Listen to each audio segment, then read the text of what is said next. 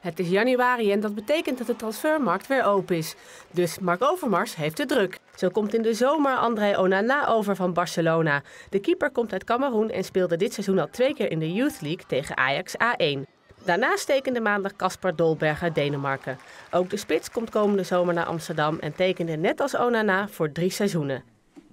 I'm 17 years old and I play now in Silkeborg EF in Denmark. Yes, and then I'm an offensive player,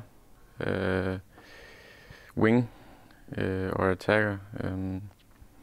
Yes, and I play in the under 19 team in my club now. Het is een speler die hier ook meegetraind heeft met de A.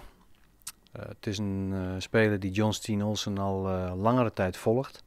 En eigenlijk heel erg dringend advies neerlegde van haal hem. Nou, en als John dat op een gegeven moment zegt, dan moet je ook gelijk actie ondernemen. I was on a visit some months ago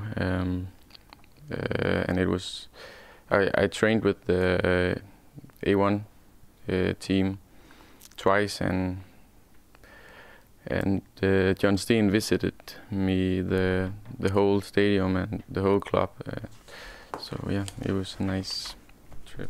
Was that a good first impression for you? Yeah, very good.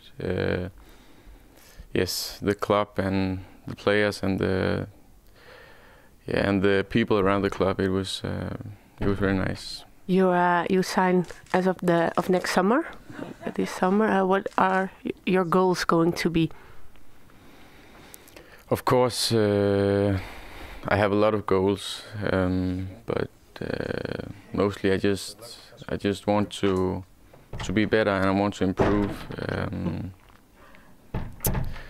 Yes, and I think Ajax is the best place for that. Voor ons gewoon een heel interessante speler. Die op meerdere plekken kan spelen, aan de zijkant, in de spits. Dus ja, ik denk dat we heel blij zijn dat hij bij ons getekend heeft. En nou, laten we hopen dat er een mooie toekomst voor hem ligt hier. Dan tot slot de Spaanse keeper, nou ja, Kameroense keeper in de Spaanse dienst moet ik zeggen, heeft er getekend, André Onana. Wat kan je over hem vertellen? Nou, we hebben een aantal keepers die geblesseerd zijn. We moesten natuurlijk een keeper eigenlijk erbij hebben, het liefst per direct, ja, om zeg maar, bij de selectie ja, in te kunnen passen. We kenden hem al goed, we volgden hem ook al wel een tijdje. En zodoende kwamen we bij hem uit. Zijn contract liep af en hij wou daar niet verlengen. Hij had geloof ik een 4-jarige aanbieding gekregen van Barcelona. Omdat daar een aantal keepers voor hem zitten. Nou, wij hebben ook hele goede eigen keepers.